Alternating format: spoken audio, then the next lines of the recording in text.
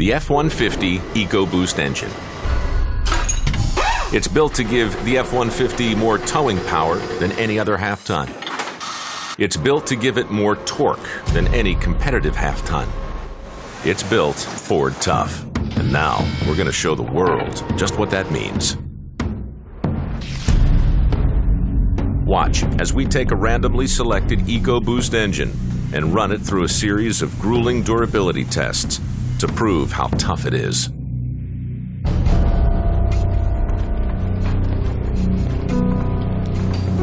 In medieval times, they had machines like the rack and the Iron Maiden. Today, we've got this, Dyno's Cell Block 36D. Here, engineers accelerate wear, replicating 10 years of hard use in 300 hours. And we learn about how our customers use our products. And then we take those and we crank them to the extremes. So we go to the extremes of the temperatures, we go to the extremes of the loads and the speeds that we see. It won't take us 10 years, 150,000 miles. We can do it over the course of weeks or months. This dynamometer will simulate towing over 11,000 pounds up a grade steeper than Pikes Peak. The engine fatigue test runs the engine for over an hour at full throttle. And then there's thermal shock testing. It deep freezes the engine to minus 20 degrees, then shocks it to 230 degrees. You're putting a tremendous amount of heat into an engine block that's already very cold. It starts to expand in very bizarre ways. Stresses start to develop in the cylinder block. That's like going from the Arctic to Death Valley in 15 minutes. And they do it over and over and over, constantly. There's no way that a customer could replicate the same things that we're doing. There's just no road in the world that they could drive on. There's no way they could get from the temperature extremes as fast as we're doing it. It's just not possible. The different tests cycle one after the other, hour after hour, day after day, for weeks.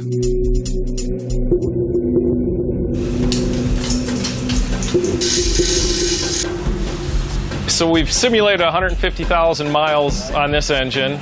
After we're done here, typically what we would do is tear down the engine, inspect it, make sure everything performed. But in this case, we're going to take it and ship it to Kansas City Assembly Plant, where it's going to go down the line just like all the other engines, get installed in the truck. Now, after you put an equivalent of 150,000 miles like this on an engine, you might think that's proof enough. But we're just getting started. Because we're going to take this same engine out into the real world for some real torture.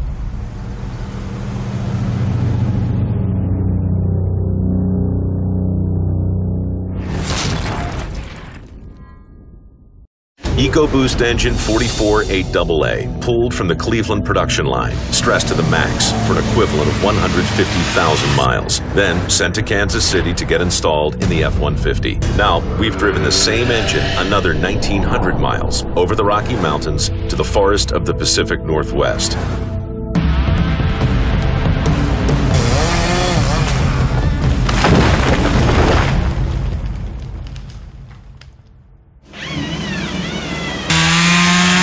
This is Nygaard Logging. Their job is to get the logs from the mountain to the mill. For that, they need a skidder. It's heavy machinery. Very big, very powerful. We got an F-150 pickup that's going to try to take place of a skidder today. We got 22 logs, 110,000 pounds in total. You don't have a wheel on it, you're just picking it up and trying to get the end off the ground and just dragging it. So this is an engine that's been through a lifetime of work already, and now we've brought it out here. These guys are probably used to using big V8s and Super Duties. I think they're going to be shocked at how this vehicle pulls. You guys, we'll do it, but I think you guys are crazy.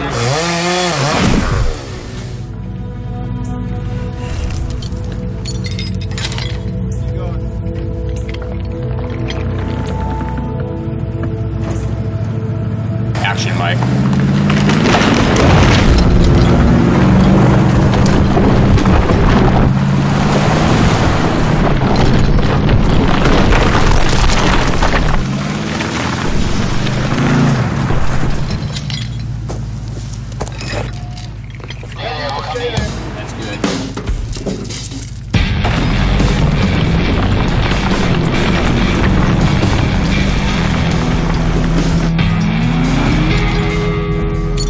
Over and over, the Ecoboost engine takes off like a shot with its massive low-end torque, dragging over 3 tons of dead weight up a 10% grade.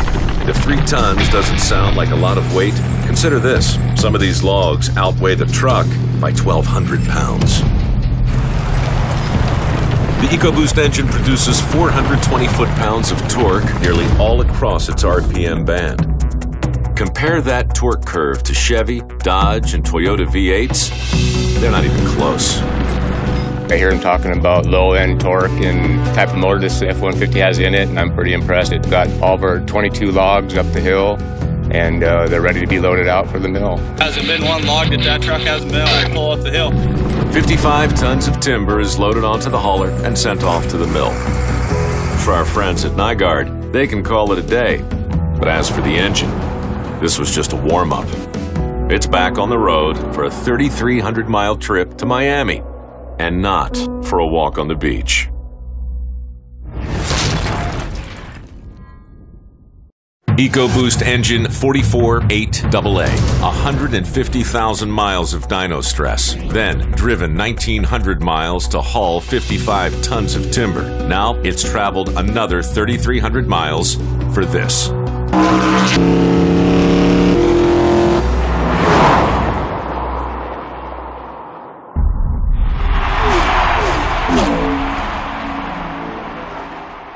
Homestead Miami Speedway, the next dish of agony for our F-150 Ecoboost engine. The plan here today is to be able to show and demonstrate durability and the longevity of this engine. We're hitching up its maximum load, 11,300 pounds. Then we'll tow it at full throttle for 24 hours straight, only stopping for fuel and tire changes.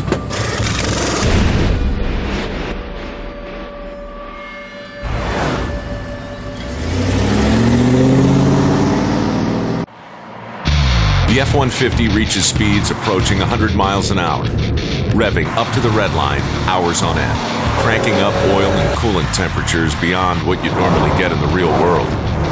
At least, not without a Florida State Trooper on your tail.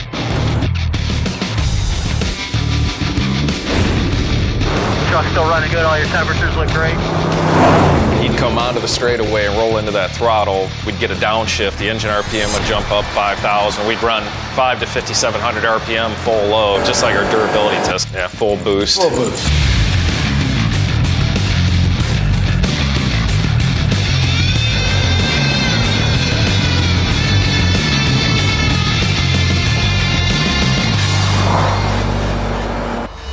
Turbos glow cherry red, exceeding 200,000 RPM for hours at a time without a break. It's like running a 100-yard dash for an entire marathon. When you come in, we'll get a tire check and check the wear.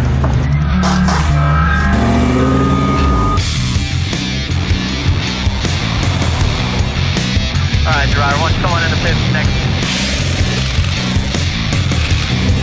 The engine is averaged over 80 miles an hour, pulling its max trailer load of 11,300 pounds for 1,600 miles. That's a distance equal to nearly the entire eastern seaboard. This 24-hour endurance test shows that Ecoboost is really the future.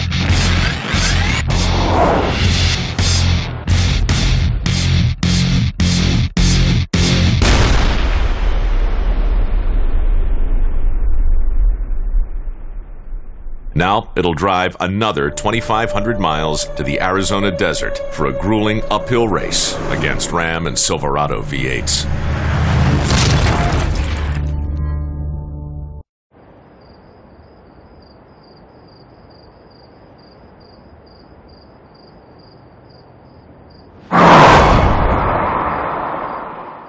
It started with the dyno, where we put the equivalent of 150,000 miles on the Ecoboost. Then we drove it across country to drag 55 tons of timber. Then it was down to Florida, 11,300 pounds attached to the back of the F-150 at high speed for 24 hours. What can we possibly do next? Davis Dam, a charming little stretch of road that for about 10 miles does nothing but ascend. at a 6% grade. How is the durability going to be proven here on Highway 68? This is a torque sprint. We're going to do a wide open throttle, taking a look at who gets to 60 miles an hour fastest, and then who gets to the top of the hill the fastest, pulling a 9,000-pound trailer. This whole thing just seems patently unfair. I mean, this is a 3.5-liter engine, the Ecoboost is, and it's going head-to-head with a 5.7 and a 5.3-liter. You're basically just flooring it full out.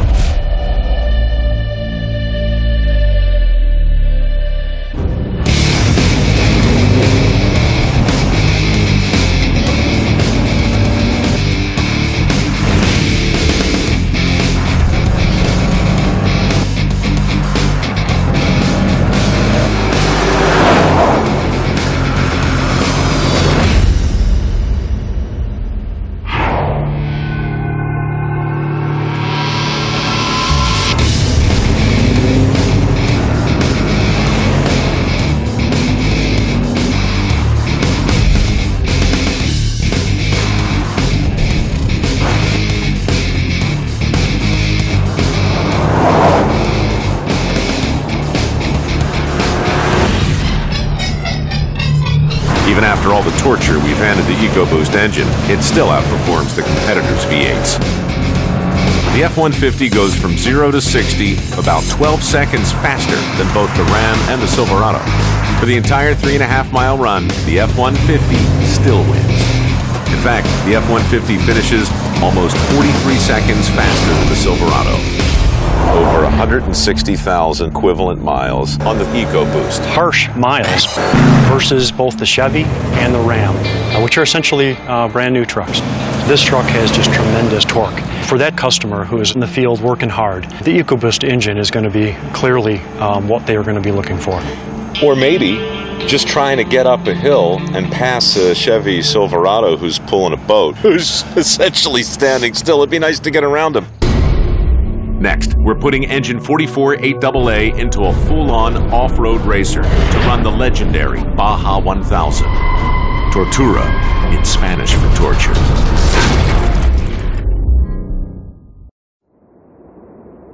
This is Mexico's Baja Peninsula. From up here, it may look like paradise. But down here, where they run the Baja 1000, it's possibly the most treacherous place on Earth.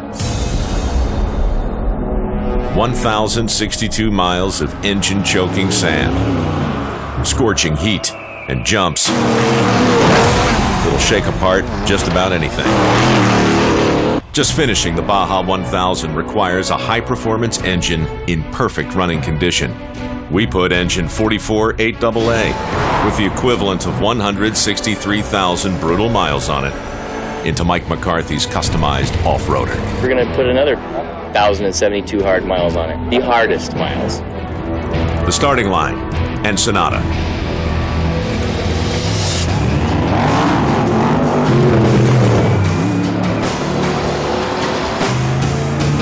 The Ecoboost engine powers the F-150 past all stock full trucks.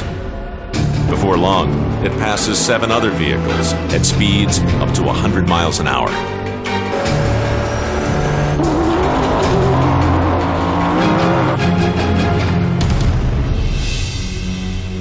Baja Pits will be there if you need anything. During refueling, the team suspects something is wrong when the tank only takes 16 gallons. Then they realize the Ecoboost engine is simply using far less fuel than they expected. We were getting over double miles per gallon average what we would normally get. We told them to just skip the last pit stop. It's a game changer, man. 40 minutes ahead of my schedule, so you're running faster than we thought, so I guess that's good news, right? McCarthy and the Ecoboost engine have driven through the night and are halfway there. The truck climbs from 100-degree desert heat into the freezing mountains. The abrupt temperature and oxygen changes don't faze the Ecoboost engine. The finish line is within reach.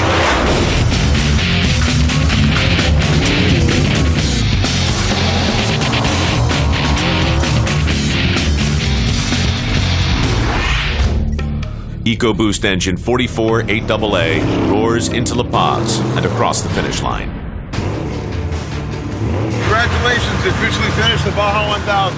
It's awesome. The engine's running fine. It's ready to go another 165,000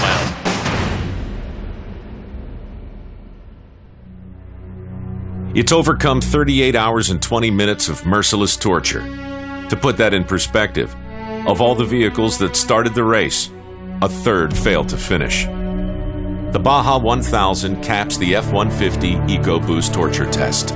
5 challenges that subjected this engine to stresses no owner possibly could. Proof that Ecoboost has what it takes and what every truck owner wants. Next, we're bringing Ecoboost engine 44 8AA home to get an inside look at how it's held up. Ecoboost engine 44 8AA has come home. After 165,000 miles of severe abuse, engineers at Ford will examine this engine part by part to see just how well it held up.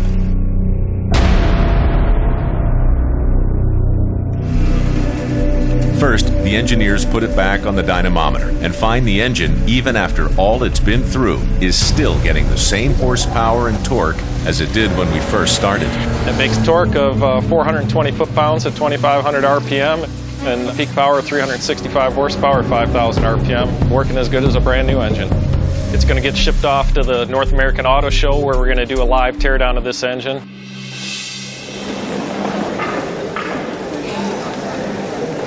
Good morning, everybody. What we're going to do today is a first for us at an auto show. We're going to tear this engine down real time and live in front of you all. 24 hours of NASCAR was stressing all the base engine parts. The turbochargers were spinning up and down. One of the reasons we know this thing is still functioning well, and I know there are a lot of questions about whether these turbos would really live, is, like we said before, we brought this back in the dynamometer lab, and we're able to generate the same foot-pounds and horsepower, which, if this thing wasn't working right, wouldn't have happened.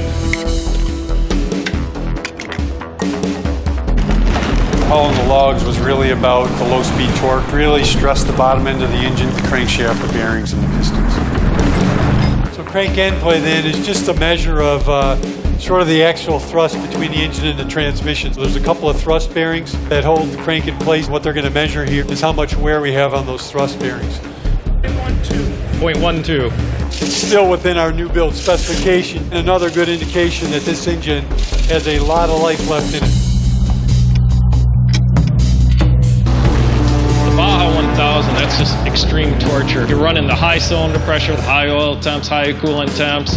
On top of that, that engine's getting shaken all over the place in a very, very nasty environment. We needed a robust piston to be able to handle all that. We have moly coat to reduce friction, and that's one of the first things we'd take a look at on a piston like this, is what the wear pattern looks like and how much is gone. And if you can see this, there's really not much of the moly coat gone. We'll go ahead and take the rings and make sure that they spin freely. If rings get stuck, you're going to wind up with low compression, low performance, fuel economy suffers, as well as oil consumption would go up. This piston looks great. Last thing that we're going to have a look at is condition of the cylinder bores. We'll measure the bore and actually measure the wear. But when you go ahead and look through this bore, all the crosshatch is there. The crosshatch is critical for oil consumption. You want some oil on the cylinders to lubricate the rings going up and down in the piston, but you want to be able to control it. And really looking at this thing, it looks great, and you guys will be able to come up here and take a look yourselves.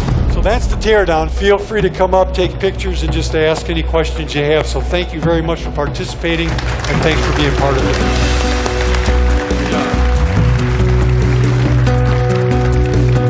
150,000 miles on the dyno, 4 additional torture episodes. The engine is still in its new build specifications, so we could easily get another 150,000 miles out of it.